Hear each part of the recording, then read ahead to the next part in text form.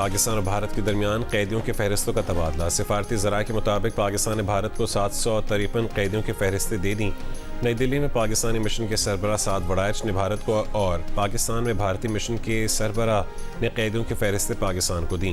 قونصل رسائی معاہدہ 2008 کے تحت قیدیوں کی فہرستوں کا تبادلہ کیا جاتا ہے۔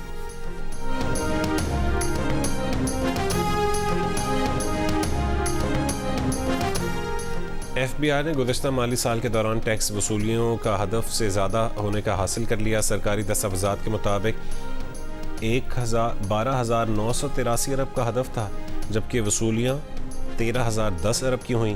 گزشتہ مالی سال میں انکم ٹیکس کی مد میں 6,651 ارب 90 کروڑ روپے اکٹھے ہوئے۔ سیلز ٹیکس کی مد میں 4,731 ارب 70 کروڑ روپے۔ فیڈرل ایکسائز ڈیوٹی کی مد میں 840 ارب کے محصولات اکٹھے ہوئے۔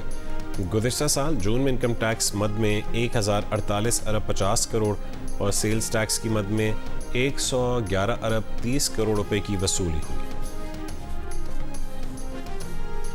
خستہ حال بلڈنگ میں ٹیوشن سینٹر قائم کر کے چھت پر مٹی کا اضافی بوجھ ڈال کر ملزمان نے بچوں کی ہلاکت کے سبب بننے کے جرم کا ارتکاب کیا۔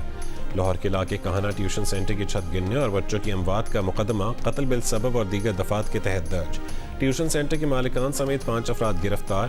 جاں بحق تمام 14 بچوں کی تدفین کر دی گئی۔ والدین غم سے نڈھال۔ 5 زخمی بچوں میں سے 4 کو اسپتال سے ڈسچارج کر دیا گیا۔ ٹیچر اور ایک بچہ تاحال اسپتال میں زیر علاج ہے۔ وزیر اعلیٰ پنجاب مریم نواز کا ناقابل تلافی سانحے کی شفاف اور غیر جانبدارانہ تحقیقات کا حکم۔ کہا کہ غفلت یا کوتاہی کے مرتکب افراد کو قانون کے مطابق کیفر کردار تک پہنچایا جائے گا۔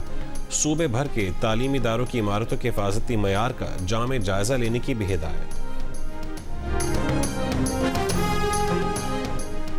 امریکی نائب صدر جے ڈی وینس نے دعویٰ کیا ہے کہ دوحہ میں امن مذاکرات سے متعلق امریکی اور ایرانی وفد کے درمیان آج بات چیت ہوگی۔ ایک ٹی وی انٹرویو میں جے ڈی وینس نے کہا ہے کہ امریکہ اور ایران کے درمیان تکنیکی سطح پر بات چیت جاری ہے۔ ایران کی جانب سے دوحہ میں امریکہ کے ساتھ مذاکرات کی تردید دراصل ایران کی جانب سے مذاکراتی حکمت عملی ہے۔ انہوں نے کہا کہ امریکہ مذاکرات کی کامیابی کا خواہاں ہے، لیکن اگر بات چیت ناکام بھی ہو جائے تو امریکہ مضبوط پوزیشن میں رہے گا۔ قطری وزارت خارجہ دوحہ میں ایران امریکہ ملاقات کی تردید کر چکی ہے۔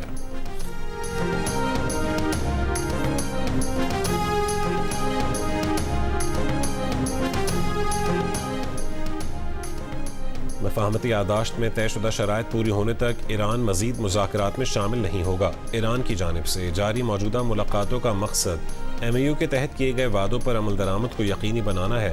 ایرانی پارلیمنٹ کے اسپیکر محمد باقر قالیباف کا امریکی قیادت کو پیغام۔ کہا کہ فیصلہ کیا گیا تھا کہ لبنان، ایران اور امریکہ لبنان میں جنگ کے خاتمے کی نگرانی کے لیے ایک مشترکہ کمیٹی قائم کریں گے۔ مفاہمتی یادداشت کے مطابق آبنہ ہرمز سے بغیر کسی لاگت کے گزرنے کی اجازت صرف 60 دن کے لیے ہوگی۔ ایران آبنہ ہرمز میں اپنے حقوق پر کبھی سمجھوتہ نہیں کرے گا۔ آبنہ ہرمز پر خود مختاری ایران اور عمان کی ہے۔ آبی گزرگاہ میں بحری آمد و رفت انہی انتظامات کے مطابق ہوگی جو ایران مقرر کرے گا۔ بحری ناکہ بندی کے خاتمے کے بعد سے ایران 40 ملین سے زائد بیرل تیل برآمد کر چکا ہے۔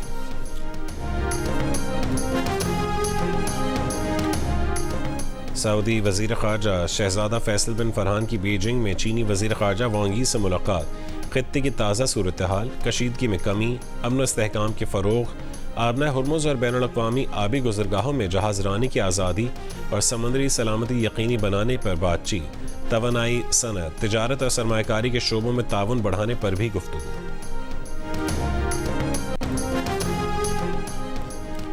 مانسون کے دوران لاہور ایئرپورٹ پر فضائی حفاظت کے خصوصی اقدامات نافذ۔ پرندوں کی بڑھتی سرگرمی کے پیش نظر پائلٹس کو خصوصی احتیاط کی ہدایت۔ حکام کے مطابق 5 جولائی سے 15 ستمبر تک روزانہ صبح 5 سے 8 بجے رن ویز دستیاب نہیں ہوں گے۔ عارضی اقدامات کے تحت شیڈول کمرشل پروازیں متبادل اوقات میں آپریٹ ہوں گی۔ ہنگامی لینڈنگ کی سہولت دستیاب رہے گی۔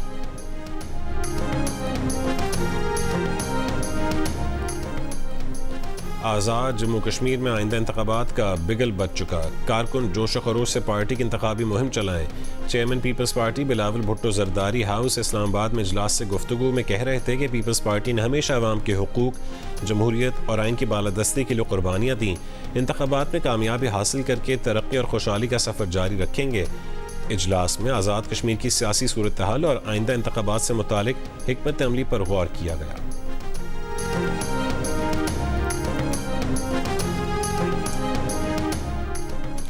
سانحہ بلدیہ کیس ملزمان کی رہائی کے فیصلے کے خلاف نظر ثانی درخواست سپریم کورٹ کراچی رجسٹری میں دائر۔ درخواست پروسیکیوٹر جنرل سندھ کی جانب سے دائر کی گئی۔ درخواست میں کہا گیا کہ کیا حقائق اور قانون کے متصادم فیصلے کے خلاف آرٹیکل 188 لاگو ہوتا ہے؟ فیصلے میں چشمدید، طبی اور دیگر شواہد کو نظر انداز کیا گیا۔ زخمی گواہوں اور ماہرین کے شواہد فیصلے میں نظر انداز کیے گئے۔ سپریم کورٹ نے پہلے انسداد دہشت گردی عدالت اور سندھ ہائی کورٹ کا فیصلہ کالعدم قرار دیا تھا۔ عدالت نے ملزم زبیر چری اور رحمان بھولا کو شک کا فائدہ دیتے ہوئے بری کیا تھا۔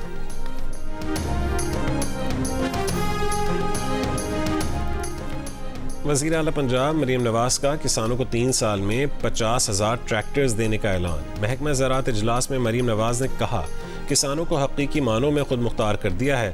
ماضی میں کسی حکومت نے کسانوں کو اتنی بڑی تعداد میں ٹریکٹر فراہم نہیں کیے۔ اجلاس میں کسان کارڈ اور زرعی میکانائزیشن کا تفصیلی جائزہ لیا جائے گا۔ بریفنگ میں بتایا گیا کسانوں کو اب تک 360 ارب روپے کی بلا سود قرضے جاری کیے جا چکے۔ کسان کارڈ کے تحت دیے گئے قرضوں کی ریکوری کی شرح 99% رہی۔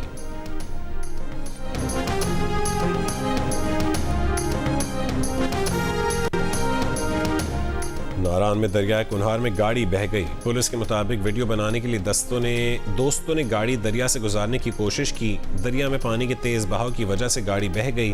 ریسکیو ٹیم نے بروقت کارروائی کر کے چاروں دوستوں کو بچا لیا۔ گاڑی کو نکالنے کے لیے کوششیں جاری ہیں۔